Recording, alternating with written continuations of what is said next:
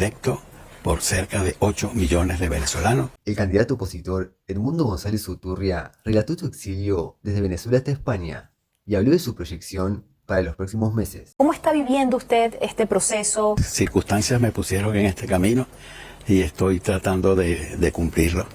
Evidentemente que se trata de una situación inédita, porque lo que ocurrió el 28 de julio, que fue muy claro y contundente el respaldo de la mayoría de los venezolanos que manifestaron su voluntad por un cambio en paz, una transición en paz, un cambio de gobierno, concluyó como ya sabemos que terminó, y por distintas circunstancias eso mismo me ha obligado a mí a tomar este camino nuevo, que es bastante escabroso, por decirlo, y que lo estoy asumiendo con naturalidad, visitando a todo el liderazgo político en España e iniciando una campaña internacional para dar a conocer la realidad política de la Venezuela de hoy en distintos países de la región.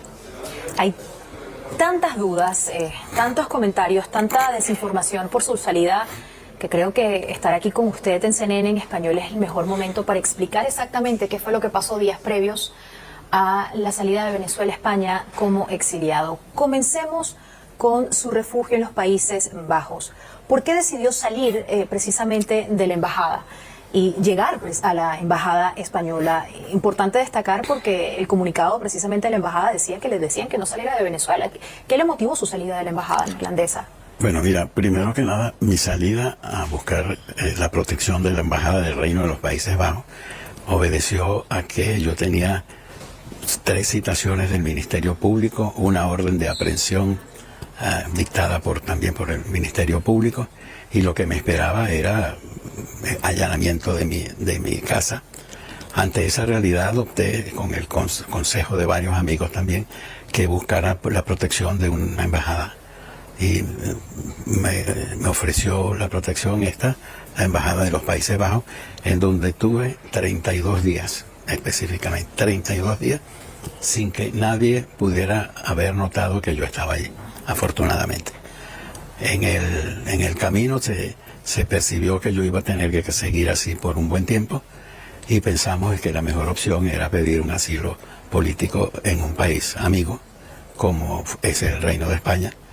Y así fui que la embajada de la embajada de Holanda pasé a la de España, que median pocos metros entre una y otra.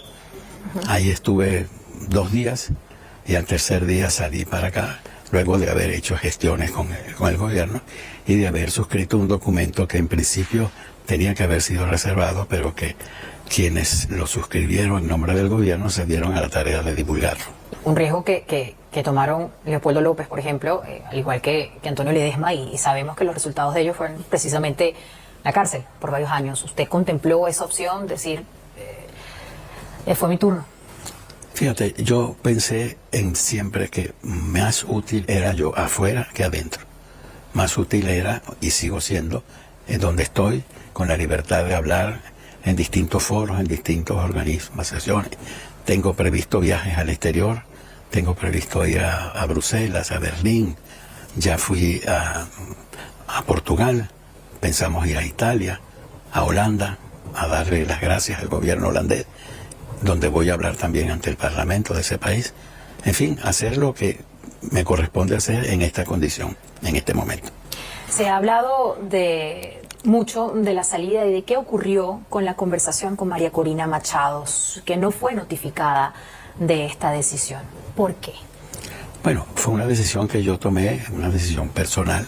Venezuela queda en una situación muy hostil, muy complicada en estos momentos. Hemos visto varios cambios del gobierno, cambios de cúpula militares, decretos adelantados de Navidad. Estamos hablando también de convocatoria a elecciones regionales, al reinicio de las clases. Incluso hay gente que dice lo que se está intentando es todo lo posible para que el 28 de julio quede en el olvido y quede atrás. ¿Cómo ve el futuro de Venezuela ahora con esto, con lo que le acabo de mencionar, con la manera que el gobierno ha manejado el país después del 28? Todas esas son tretas para cambiar o para intentar cambiar la imagen que se tiene del gobierno, para intentar desviar la atención sobre lo que ocurrió el 28 de julio, que fue la burla de los venezolanos, el fraude descarado que se hizo y la para la voluntad popular de los venezolanos. Edmundo González Urrutia y Juan Guaidó son dos comparaciones inevitables que estamos escuchando en todas partes del mundo. Entre los presidentes que reconocen el triunfo de Edmundo González Urrutia el 28 de julio, dicen otros, los que no lo reconocen hasta este momento, que no querían cometer el mismo error de Juan Guaidó. Creo que es la persona ideal para explicarnos cuáles son los puntos distintos, las diferencias y las semejanzas dentro de los contextos políticos. Fui electo por cerca de 8 millones de venezolanos que votaron por la opción de Edmundo González a la presidencia. ¿O cómo va a manejar entonces la oposición lo que ocurrió con usted, teniendo en cuenta que no hemos tenido, al menos en la historia reciente política venezolana, un caso donde un candidato opositor con la oposición muestran unas pautas, dicen que son ganadores de estas elecciones presidenciales y ahora se va al exilio? Es un caso diferente a los que hemos visto, por ejemplo, en las elecciones de Capriles, en las otras elecciones que ocurrieron también en Venezuela en los últimos años. Sí, bueno, nosotros tuvimos un equipo muy bien engranado para lograr captar cerca del 70 y tanto % de las actas que tuvimos para demostrar que la victoria de Edmundo González el 28 de julio. Victoria que fue en todos los centros electorales del país, incluso en aquellos centros de votación que estaban en instalaciones militares. Lo que quiero subrayar con eso es que aquí hay una voluntad muy clara de todos los cerca de 8 millones de venezolanos que votaron por un cambio en paz, como fue lo que hicimos, el mensaje que transmitimos durante toda la campaña electoral. ¿Cómo se va a lograr esto desde el exilio? ¿Cuáles son los planes en los próximos meses? Seguir trabajando para que se respete la voluntad de los venezolanos expresada el 28 de julio. Y en eso vamos a insistir hasta el último día. ¿Podría existir una investidura, una juramentación en el exilio? No es un escenario que lo tengo planteado en este momento. La juramentación es ante la Asamblea Nacional en Venezuela. Así que la meta es, para que el 10 de enero llegue Edmundo González Urrutia a Venezuela. Así es. No va a ser en el exilio. Y hay otro punto, cuando se menciona otra vez las comparaciones a Edmundo González Urrutia y a Rómulo Betancourt. Están intentando hacer esta comparación Esa no la había por oído. exiliado. Esa no la había oído yo. Exactamente. Existen también esfuerzos por parte de otros gobiernos, en el caso de Noruega, para continuar con conversaciones. Estamos en un momento donde deberíamos tener conversaciones, negociaciones, o eso ya ha quedado obsoleto. No, mira, el diálogo siempre es útil, el diálogo siempre es una herramienta conveniente para intentar la salida a la crisis política.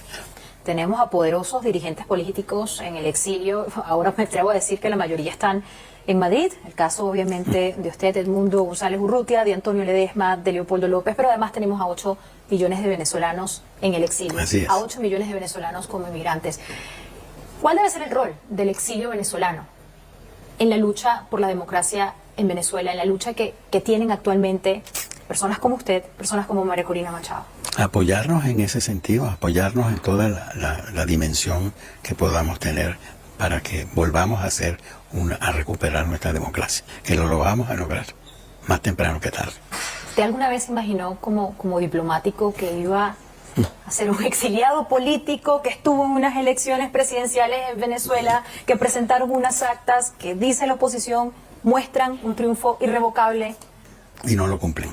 ¿Qué pueden hacer los venezolanos en el exterior? Seguir apoyando la causa de la democracia, seguir pidiendo la restitución del Estado de Derecho, seguir pidiendo por el respeto de la libertad de expresión, seguir luchando porque se restituyan y se respete la voluntad popular expresada el 28 de julio. Teniendo en cuenta al menos el historial, hay una posibilidad grande de que no regrese el 10 de enero a Venezuela.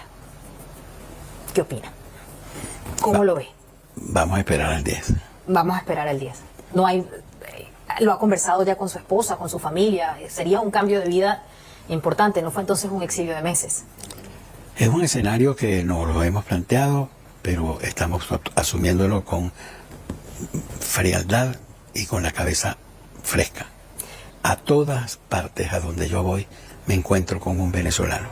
En la calle, en un local de comercio, en todas partes, en una panadería.